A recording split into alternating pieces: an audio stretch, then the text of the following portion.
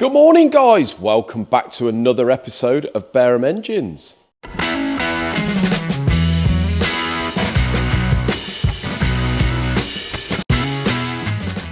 So, what have we got new in the workshop? Wayne Greatrix's 6-cylinder Nissan. So you can see now I've got the pistons and rods in there. I'm just waiting for Isaac to finish balancing the crank assembly. We can get the crank in, check all the running clearances, torque it all up, and that is done for Wayne.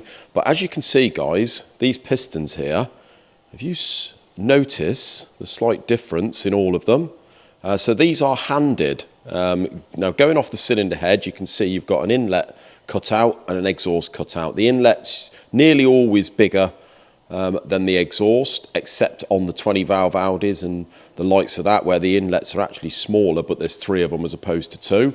But on this one, we've got the bigger inlet, so you've got to make sure you've got 3 handed, so 3 pistons the same, and another 3 the same as themselves. So we've got to make sure you get them the right way round, and you've got to get the rods all obviously facing forwards. There is a direction for the rods because there's a pickup in the base of the rod that with the rotation of the crank, it picks the oil up and feeds the bearing.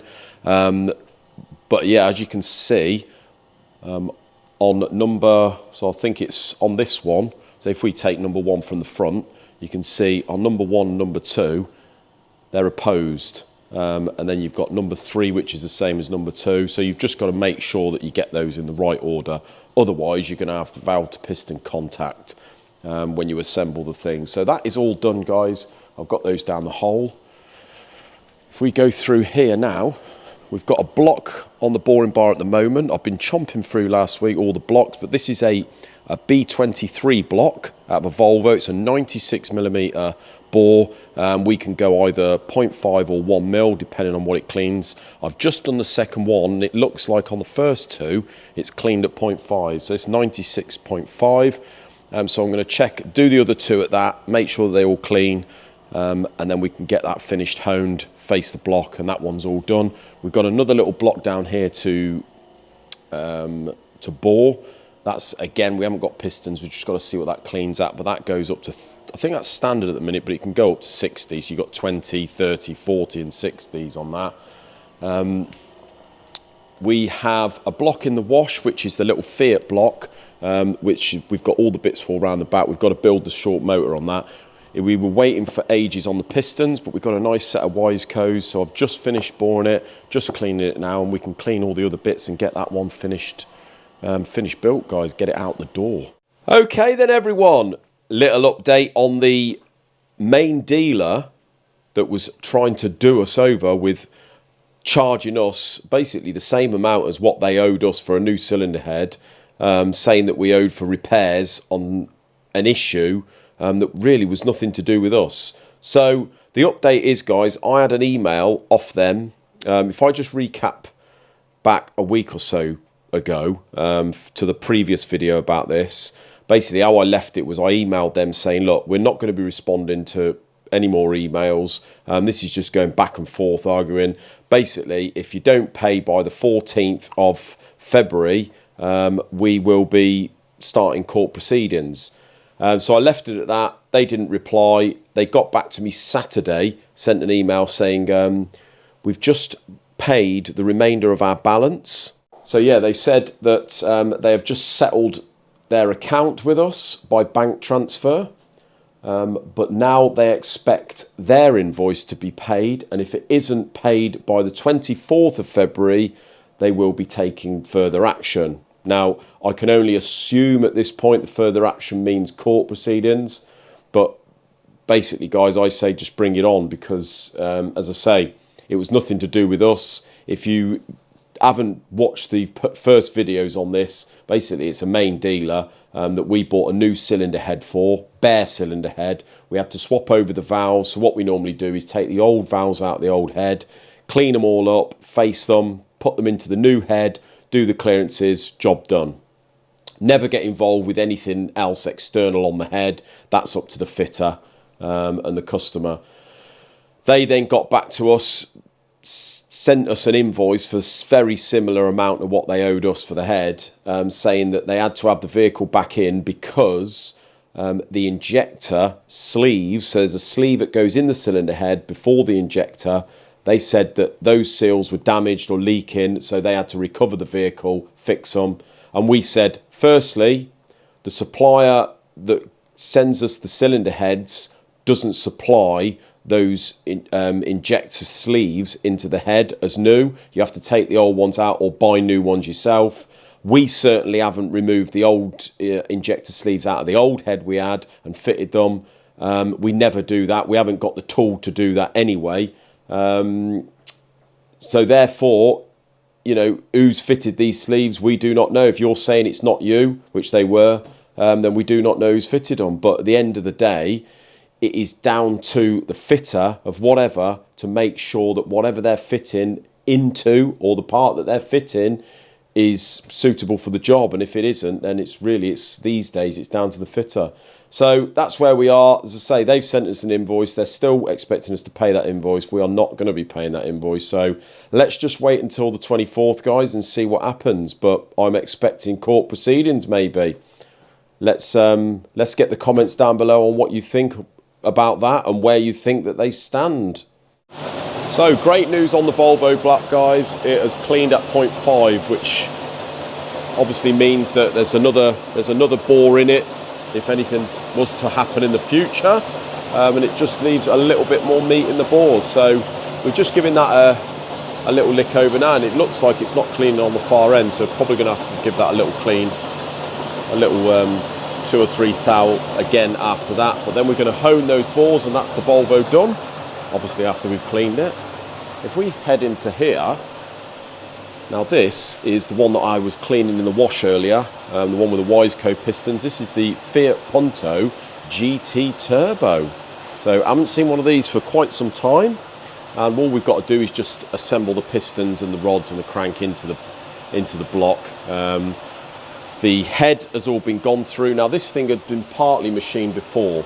The customer said, I'll leave it up to you on the bores, but the bores were not good enough. So we've had to take those out using these lovely Wiseco pistons. The cylinder head here we've gone through. The customer's going to be painting this. We've obviously done the clearances and done the valves and seats, give it a lick over. And we've also, if I just flip this over, I've also had to face the manifold face because that was fairly grotty. So what I do is I set that up, obviously the other way round, set that up on that angle plate on there, and that enables me to adjust that with the height gauge and just give that a little lick over. So I've done that. Now what I've done on here, we have sized all the rods, torqued those up, blasted them, etc.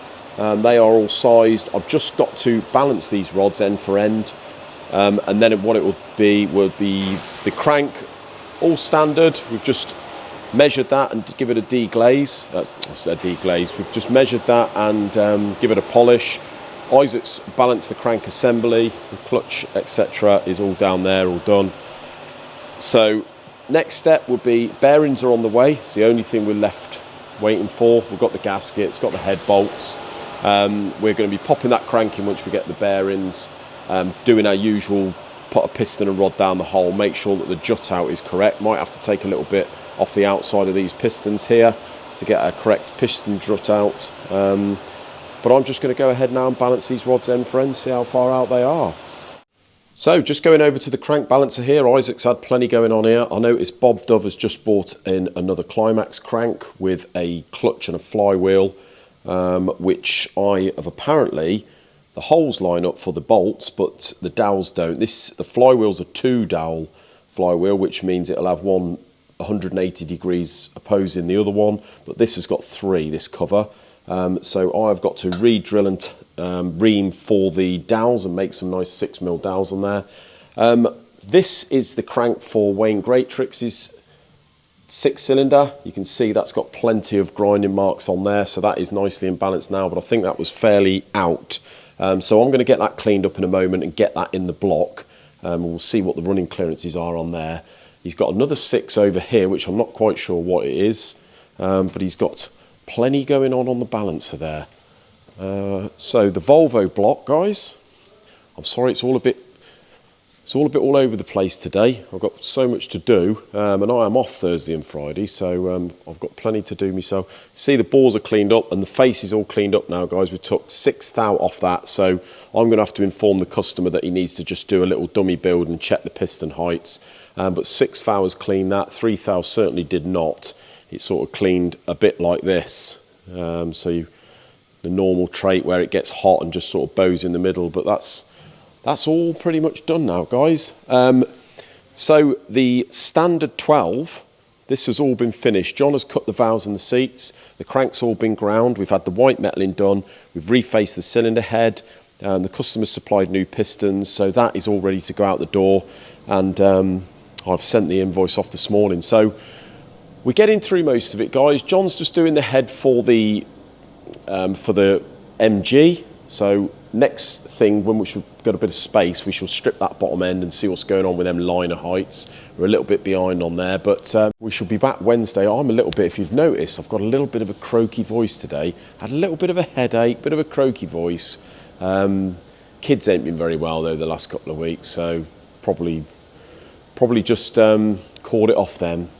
Good old kids. Bring it back from school. Oh, let me just quickly show you Isaac's Subaru over here. So look at that, looking all spangly. Apparently he came in on Sunday to do some of this. Lovely gated baffle there, looks beautiful. But apparently he wasn't happy for some reason. He wasn't happy with the sealant in the middle of the crankcases, so he's took this thing apart and resealed it. He says he wasn't sure whether it started to go off before he put the crankcases together. So just for peace of mind, he said it only took him 40 minutes. He's took it all apart, put all new sealant on there, put them together, got it torqued up. So he's happy now. I said, you're better off spending 40 minutes doing it than being unhappy with it and having that in the back of your mind that it might leak oil. Nothing worse than leaking oil. But yeah, that's what we've got going on, guys. We are going to be back on Wednesday to update you a little bit more on where we are. Thank you very much for watching. Please comment down below what you think about the main dealer there, maybe potentially taking us to court, whether they got a leg to stand on. I don't know. What do you think? But until then, have a great evening. We'll see you then. Take care, guys.